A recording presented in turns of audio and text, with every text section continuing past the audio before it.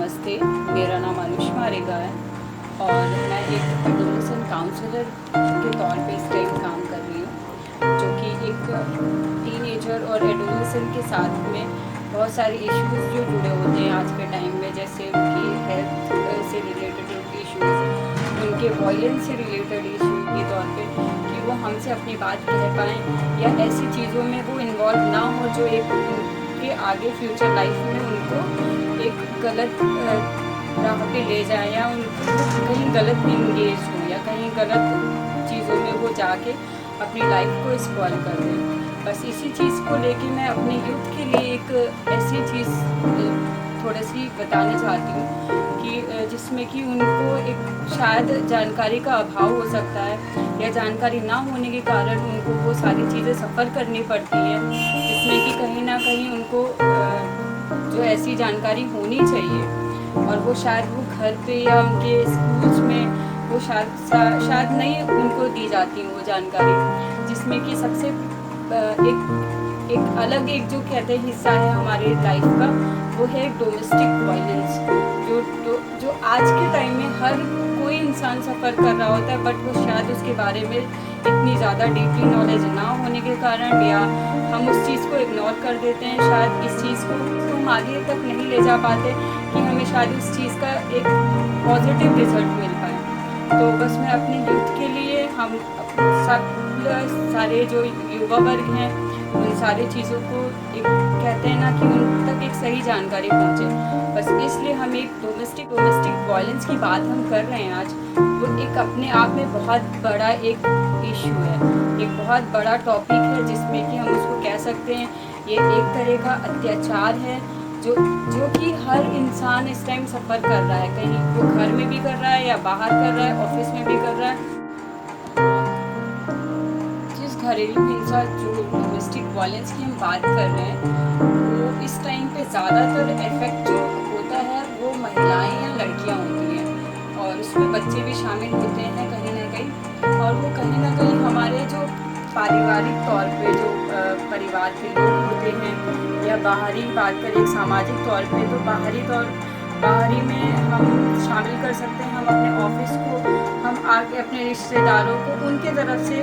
जो हिंसा होती है वो एक सामाजिक तौर पर कही जाती है हिंसा उसको। तो जिस हिंसा की बात कर रहे हैं हम, उस चीज़ को हम 4 चीज़ों में कैटेगराइज करते हैं, 4 टाइप्स में कैटेगराइज करते हैं, जिसमें पहला है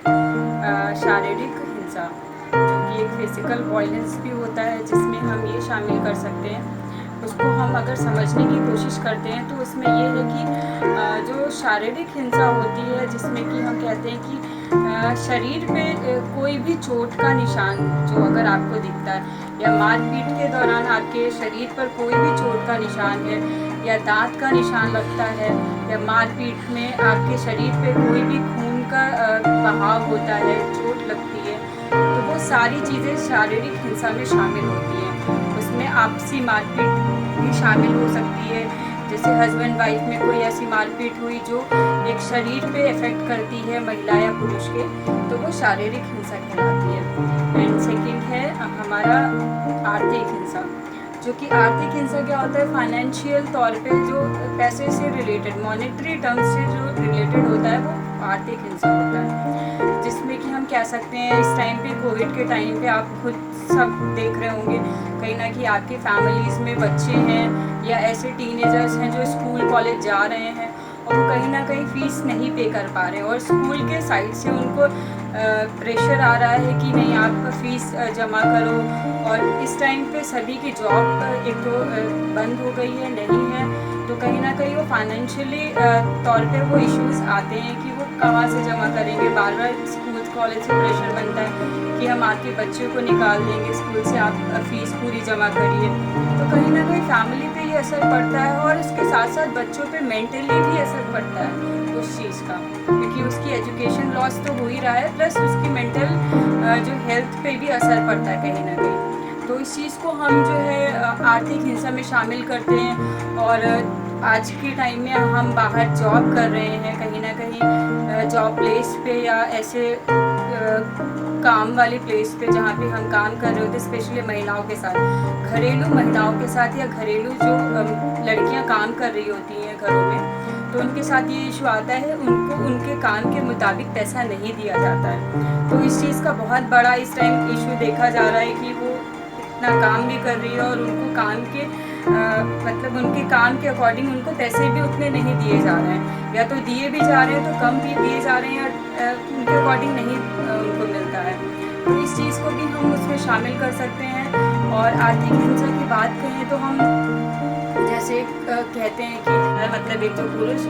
होता है तो उसको ये कहते हैं कि घर का जो पैसे का जो लेन देन है या सारी चीज़ें हैं वो एक पुरुष ही संभालेगा, क्योंकि ये हमारी पितृ सत्तात्मक सोच होती है कि एक घर का जो मालिक होता है वो पुरुष होता है। तो इस चीज़ में भी हम बहुत सारे इश्यूज देखते हैं कि महिलाओं को उनके घर खर्च के लिए, उनकी सारी चीज़ों को उनके मन मुताबिक खर्च करने के लिए उनको पैसे नहीं दिए जाते हैं। तो कहीं ना कहीं ये आर्थिक हिंसा में ही शामिल होता है। तो इस चीज़ को भी समझने के लिए हमें बस इतना समझना है कि पैसे से रिलेटेड भी ये सारे इश्यूज आते हैं। एंड थर्ड जो हम हिंसा की बात कर रहे हैं वो मानसिक हिंसा है, जिसको हम मेंटल वायलेंस भी कहते हैं, जिसमें कि हम जो बात करते हैं कि मेंटल वायलेंस से रिलेटेड, जिसमें कि कोई गाली गलौज कर रहा है आपके साथ में, या कोई आपको बहुत ज़्यादा मेंटली टॉर्चर कर रहा है। मतलब कि कह सकते हैं कि स्कूल्स में कभी कभी होता है कि हमें टीचर ऐसे परेशान कर रहे होते हैं, या कभी ऐसी कोई चीज़ हो रही होती है कि मानसिक तौर पे हमें बार बार वो सारी चीज़ें याद आ रही होती हैं, या हम शायद उन सारी चीज़ों को कहीं ना कहीं नहीं कह पाते। तो वो कह सकते हैं हम वो कि मानसिक हिंसा में शामिल होता है। और कई बार ऐसा होता है कि आफ्टर मैरिज जब लड़की ससुराल जाती है तो उसको दहेज के लिए बहुत ज़्यादा प्रताड़ित करते हैं लोग, या बहुत ज़्यादा उसको मेंटली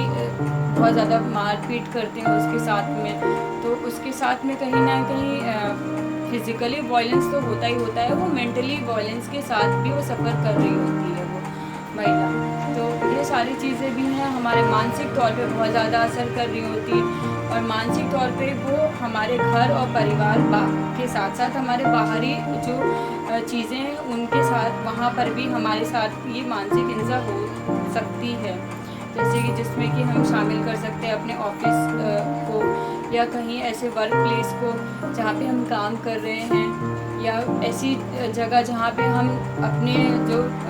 सोशली कहते हैं हम लोगों से मिलते हैं। तो कहीं ना कहीं कुछ ऐसे इश्यूज आते हैं जो हमारे मानसिक तौर पे हमें बहुत ज़्यादा इफ़ेक्ट करते हैं। तो इस चीज़ को लेके भी हम कहते हैं कभी कभी कि हम वो सारी चीज़ें अपनी नहीं, हमें प्लेटफॉर्म नहीं मिलता कहते हैं हम, या तो बहुत सारे इश्यूज ऐसे होते हैं कि हम वो अपने फ्रेंड्स, अपने परिवार या अपने स्कूल्स में अपने टीचर से हम नहीं कह पाते। तो हम बस आपसे इतना कहना चाह रहे हैं, अगर इन सारी चीज़ों से रिलेटेड आपको कोई भी इश्यूज आपको लग रहा है तो ये कहीं ना कहीं आपके साथ वायलेंस हो रहा है, और इस चीज़ के बारे में ही हमें बताना था। और बस एक लास्ट हमारे साथ जो है हिंसा, तो वो है एक यौनिक हिंसा, जिसको हम सेक्सुअल हरासमेंट भी बोलते हैं और सेक्सुअल वायलेंस भी बोलते हैं। जिसमें कि हम बात करते हैं जब सेक्सुअल हरासमेंट की, जिसमें कि सबसे ज़्यादा ये है कि आप आज के टाइम पे रेप केसेस देख रहे हैं कि महिला या लड़कियों के साथ रेप केसेस हो रहा है, तो ये यौनिक हिंसा में ही शामिल होता है। और यौनिक हिंसा में कहते हैं कि कभी किसी महिला या लड़की को अश्लील वीडियो या फोटोज़ दिखाते हैं तो वो भी यौनिक हिंसा में ही शामिल होता है। या कहीं कोई बैठा है या उसको मोबाइल से या कोई किसी भी माध्यम से उसको अश्लील फ़ोटो या वीडियो दिखा रहे हैं। इसके साथ साथ कभी कभी ऐसे सार्वजनिक प्लेस पे या कहीं ऐसी जगह पे हम जा रहे होते हैं जहाँ पे जाने अनजाने में हमें जो लोग हैं वो हमारे शरीर को, हमारे शरीर के पार्ट्स को टच करने की कोशिश करते हैं, वो भी हमारी यौनिक हिंसा में ही शामिल होता है। और उसको हम बहुत ज़्यादा नज़रअंदाज इसलिए कर जाते हैं क्योंकि हम एक ऐसे जगह पे होते हैं, शायद हम बोलेंगे तो लोग हमें गलत ना समझें। तो ये भी एक हिंसा है, और ये भी हम अगर इस चीज़ के बारे में पहल नहीं करेंगे